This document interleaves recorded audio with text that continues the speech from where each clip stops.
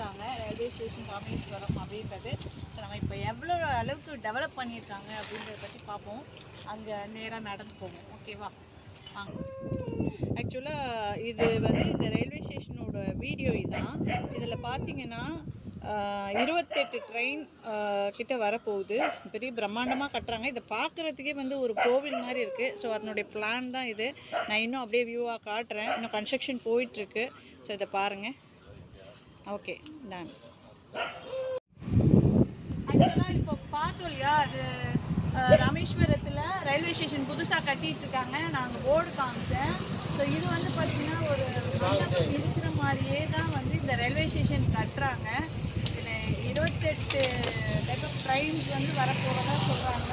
இன்னும் கன்ஸ்ட்ரக்ஷன் வேலை நடந்துக்கிட்டு தான் இருக்குது. இந்த ஒவ்வொரு பில்லரும் தூணும் பார்த்தீங்கன்னா நான் வந்த உடனே இது கோயிலா அப்படின்னு கூட கேட்டேன். ஸோ அந்தளவுக்கு ரொம்ப பிரம்மாண்டமாக இருக்குது.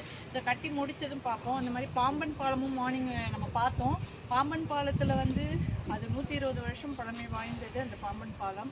இன்னும் வந்து அது சிக்னல் ப்ராப்ளம் அப்படின்றதுலாம் சிலதை சொல்கிறாங்க.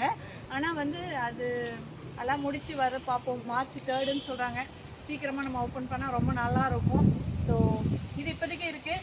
ஃபுல்லாக கன்ஸ்ட்ரக்ஷன் முடித்ததுக்கப்புறம் ஒரு வீடியோ எடுத்து எப்படி இருக்குன்னு பார்ப்போம். Thank you, bye bye.